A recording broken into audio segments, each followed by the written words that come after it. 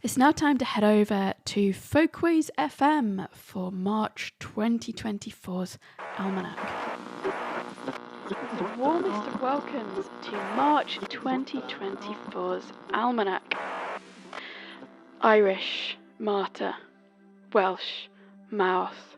Scots Gaelic, Immarshed. Cornish, Ms. Mirth. March, Mirth, Marta, Immarshed. Which god do you think March is named after? It is, of course, Mars, the Roman god of war. It's a month that not only marked the beginning of the year, if you do go back far enough, but also that marked the return to active farming, military engagements, and sailing. So as you just heard there, the Celtic languages went for a direct borrowing from the Latin, whilst Manx Gaelic went for something a bit different, where the month is called Main Ari, which means middle of spring. I found that Manx Gaelic is the most related to what the natural world is doing, the seasons, compared to the other languages, and if you're a long-time listener of the Almanac, you might have noticed that also. Like I've mentioned previously, this is one of the most enjoyable things about learning the different names of the months.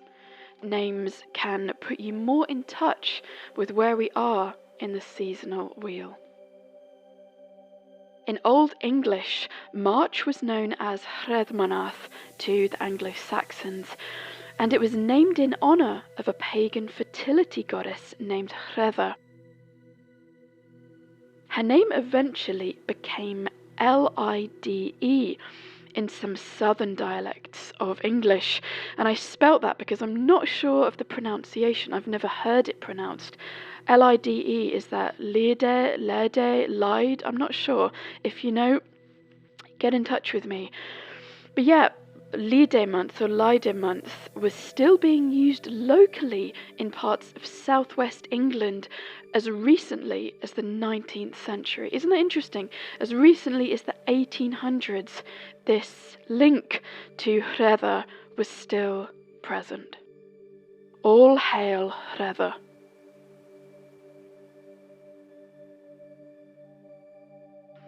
At the beginning of March, we saw St. David's Day, of course, also St. Piran's Day, one of Cornwall's most popular saints, who is also known in Brittany and Wales. Piran was claimed as the patron saint of Cornish tin miners, and they regularly took this day off work in his honour, although, as Steve Roud makes clear in his tome The English Year, the only detail that has survived of their celebrations is that they always got roundly pished.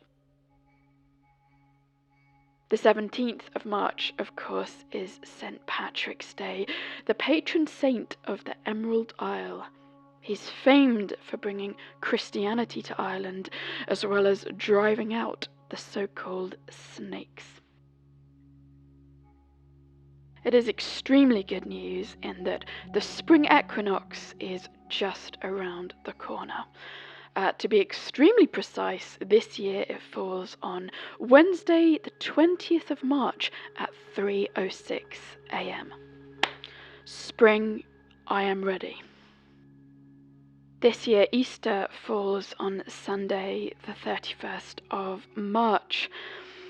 And thinking of this time of year, I've got some interesting information about Pax cakes, P-A-X.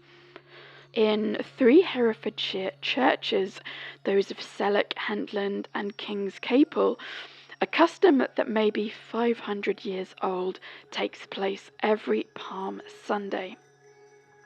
So after the normal service, round shortbread biscuits called Pax cakes are handed by the vicar to each of the congregation with the spoken blessing, peace and good neighbourhood.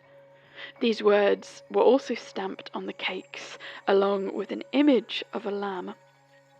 The custom is said to date from the will of Thomas More in 1484, or of Lady Scudamore, good name, Lady Scudamore in 1570, or both even, which provided for a feast to be held in the church each year to promote peace and friendship. The feast may have dwindled to just a biscuit, the Pax cakes, but the principle is still the same. Peace and friendship, we all need a bit of that. If you woke up in Sunderland at the beginning of March, you saw the sun rise at 6:50 and set at 17:45. Swansea, sunrise 6:55 and set at 1800. And Sligo, sunrise 7:15 and set at 18:15. So now in March we have on average around 11 hours of sunlight a day, and hopefully that should warm the cockles as we're up from 9 hours per day in February. That's right, we have gained 2 hours from this time last month. That's a nice thought, isn't it?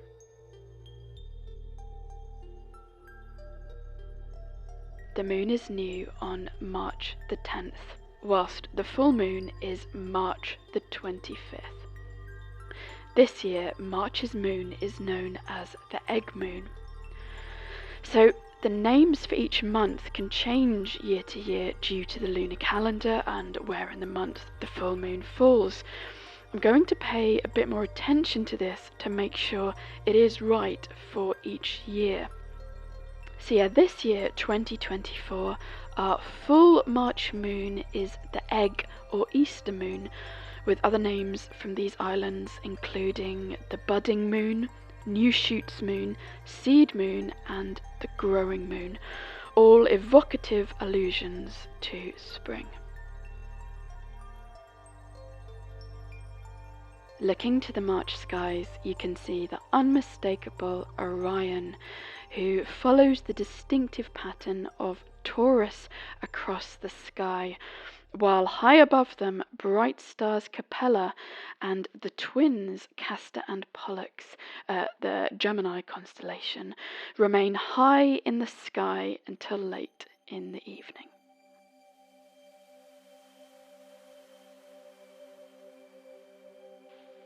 Today's place of the month is Milford Haven in Wales, and I'm going to read a short extract from the Welsh fairy book by W. Jenkin Thomas to explain why. The people of Pembrokeshire were for a long time puzzled to know where the fairies, or the children of Rhys the Deep as they are called, lived. The fairies used to attend the markets at Milford Haven regularly. They made their purchases without speaking, laid down their money and departed, always leaving the exact sum required, which they seemed to know without asking the price. A certain Griffith was wont to supply them with more corn than anybody else, and there was one special butcher at Milford Haven upon whom they bestowed their patronage exclusively. To ordinary eyes they were invisible, but some keen-sighted persons caught glimpses of them at the markets of Milford Haven. No one, however, saw them coming or going, and great was the curiosity as to where they lived, for even fairies must make their home somewhere. One day, Griffith was walking about St. David's churchyard when he saw islands far out at sea where he had never observed land before. "Ah," he said, probably in Welsh, "there are the green isles of the ocean, about which the poets sing. I will go to see them." He started to go down to the seashore to get a nearer view, but the islands disappeared.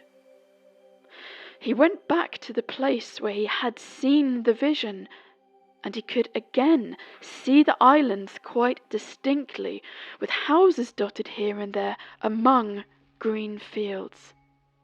He could see them.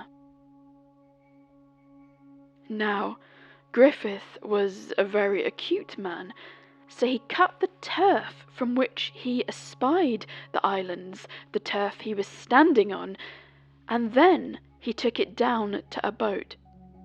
He stood upon this piece of turf, and, setting sail, before long he landed on the shore of one of the islands. The fairies welcomed him warmly, and, after showing him all the wonders of their home, they sent him back loaded with presents. They made him, however, leave behind the enchanted turf, and pointed out an underground passage by which he could come to visit them. He continued to be a great friend of the fairies, or the children of Rhys the Deep, as they're called, as long as he lived, and the gold they presented with him made him the richest man in West Wales.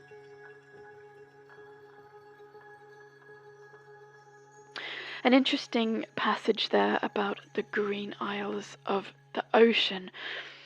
Many times in fairy lore, I have read Milford Haven and its markets being linked to the good people. But this passage was interesting in that it goes on to talk about underground tunnels, and that possibly the patrons of these markets live elsewhere, as the passage did say, well, where do they come from, as they must sleep somewhere. The idea of magical fairy isles out to sea will be covered in detail in the main show. However, if you're a resident of Milford Haven and you know anything about this, or perhaps you have spied one of the gentry, or the Tylwyth Teg I should say, drop me a line.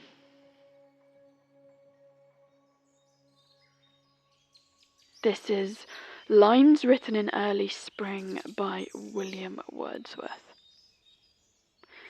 I heard 1,000 blended notes, while in a grove I sat reclined, in that sweet mood when pleasant thoughts bring sad thoughts to the mind. To her fair works did nature link the human soul that through me ran, and much it grieved my heart to think what man has made of man. Through primrose tufts in that green bower the periwinkle trailed its wreaths, and 'tis my faith that every flower enjoys the air it breathes. The birds around me hopped and played, their thoughts I cannot measure, but the least motion which they made, it seemed a thrill of pleasure. The budding twigs spread out their fan to catch the breezy air, and I must think, do all I can, that there was pleasure there. If this belief from heaven be sent, if such be nature's holy plan, have I not reason to lament what man has made of man?